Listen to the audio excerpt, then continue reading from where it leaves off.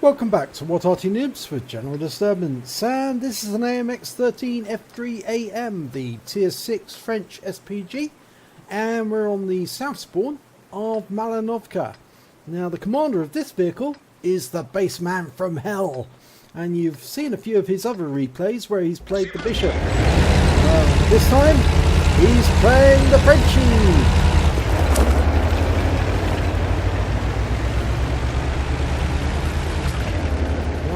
Setting off into the trees.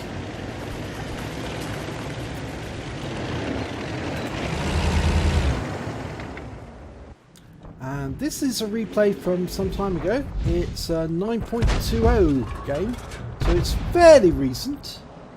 And one of the enemies has come south straight away. He's rather adventurous. It's a T-37, and he's crossed into our territory. Round out. And misses him.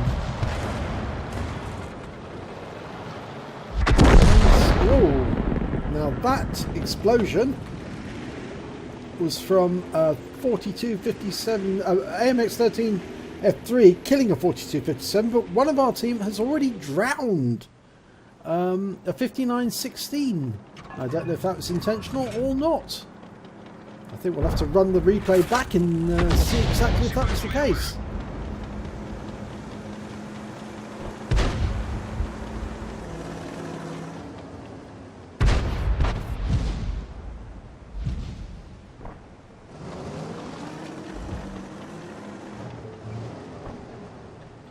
Well, that T-37 is still there, but he's hiding, and there he is. He's making a quick run down the buildings, and that round splashes him.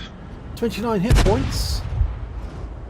That T-150 is a bit concerned, I think, and we've got some forces joining him, an enemy T-150 and a KV-2. They're making their way across the battlefield. KV-2's getting a plastering. He's getting hit by the TOG too. Rounds out on the T-37. It stuns him, but unfortunately that's all it does. There's the KV-2. And he's lost a lot of hit points. He's down to 35%. And he's gone. Let's have a look at the T-150. Well, he's still got 100%. But I doubt if that will stay the same, because the Bassman from Hell is looking at him and ready to shoot. Now, rounds out, and he splashes him. Only 2 critical hits and a stun, but the T-150 is moving up to take shots at him and hit the ground there. Unfortunately, we've just lost the T-150. T-150 kills T-150. There's a ding-dong battle going on the hill, but at the moment Bassman from Hell is paying attention. Now he's turned to the hill. Right, okay. Let's see, there's some heavies at the rear end of the hill. Okay, he's aiming at an M6 behind that wreck there, and that shell overshoots and goes out of territory. But he's turned back again to face this T-150. It's facing off against the TOG. 64% on the T-150 now. It's lost a lot of health. He was tracked there for a second. Almost loaded.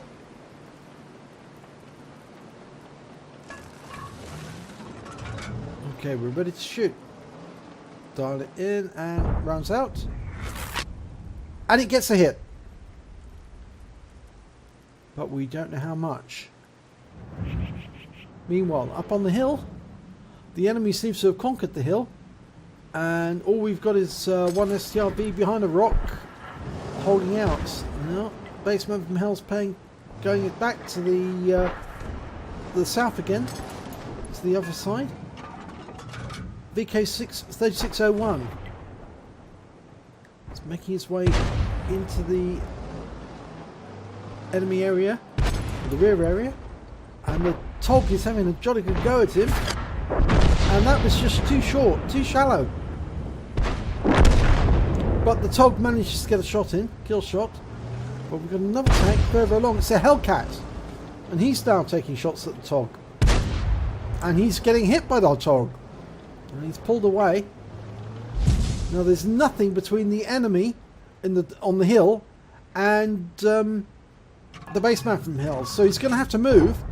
He can't stay here. But he kills the Hellcat. Gets a direct hit on the Hellcat. Wipes him out. He's going to have to move because somebody is coming down that hill. There's a T-34 behind that rock, and there's further heavy tanks on the hill. The M6 is taking the platform and is just shooting down at the T-34-85 and the TOG-2 that are further down on the second level near the lake.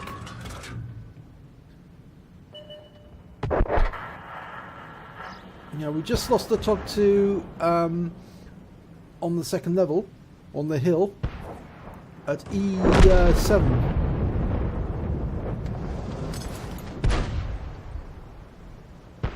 Right, now there's somebody coming down the hill very, very quickly. And he gets killed. T-34-85 taken out. Well done, baseman from hell. But I still think you're going to have to move because the SCRV-74 is the only tank between you and the enemy forces, apart from that T-34-85. But he's in the dip on the far side. Now, if you look further down, I think you'll be able to see them. Instead, he's just focusing on the church. There's nothing there for you to fire at. Look further down the hill. I don't know if he's distracted or if he's not paying attention. Yeah, that's what you should be aiming at. The tanks that are facing off against the T-34-85. It's the Type 58. Round out. Splashes ahead of the T-58. That T-34-85 is on the ramp, but the problem is that he can't go up any higher, and he's only got 14% health now, so it's almost negligible health. But there's a T-34-85 a little further up anyway, so he can't go to that.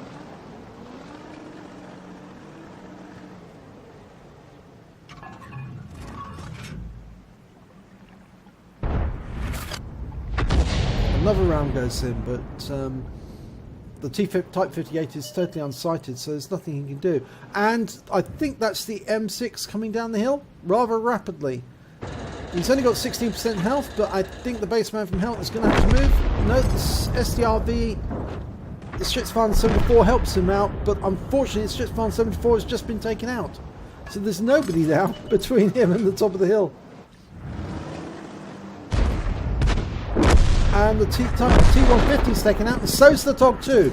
So now the team is reduced to just that T-34-85 with very low health in the dip there, 14%, and the baseman from hell. They're the last members of his team. And it's 2-1. And I think that T-34-85 in the dip is about to be killed. He's about to be outnumbered. He's been ram killed. Okay, he's lining up a shot on that one there. And he gets a kill. 110 hit points on the Type 58. But there's now 3 enemy against the baseman from hell. 3.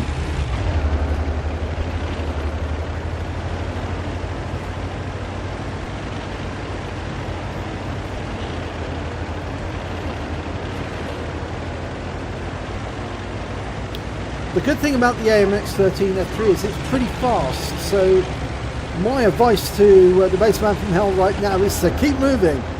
Keep moving, go as fast as you can. It's a pretty good shotgun, this tank. It's pretty good at shotgunning. There's a video I put up recently showing an AMX 13 F3 that was virtually all of the kills with shotgun, all except one where he stopped and backed into a tank that was chasing him and killed it that way. That was a round from the enemy.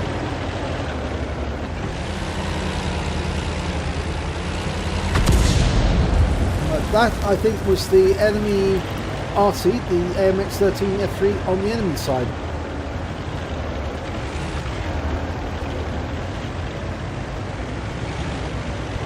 No, probably not advisable to go around this way, but he's doing it.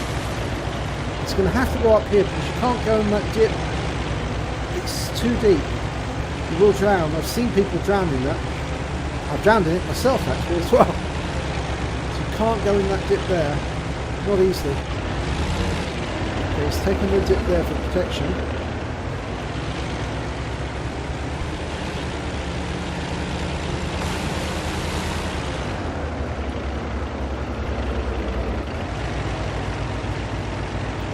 good thing about doing it this particular way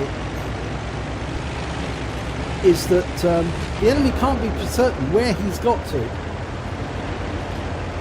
They know the general whereabouts because they saw him when he was in the K line. But he could have moved anywhere by now. I get the feeling that he's after the enemy Arty. He's decided to go after his opposite number. And if I was that enemy Arty, I would be in grid square B1 or just across the water in A2 or A3. So he's checking B1 first, and there's nobody here. Okay, so he's going into the dip through here. Gives some extra protection. Got the bushes to hide him as well. But he might be spotted. The AMX 13 F3 on the enemy team was spotted in grid square A4.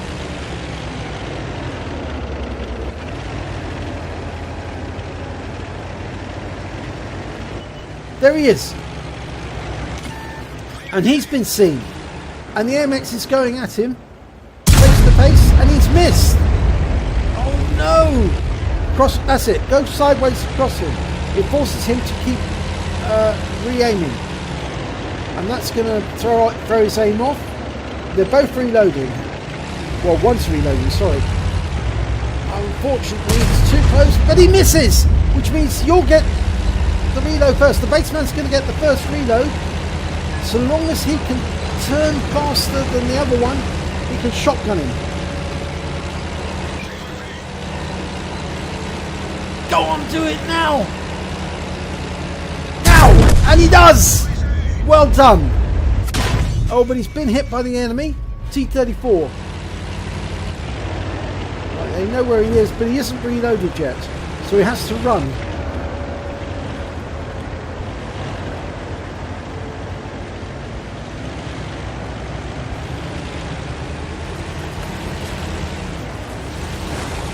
He's using as much cover as he can. He's reloading. He's going to have to manually aim. No good. Okay, he needs to get under the cover of that bank.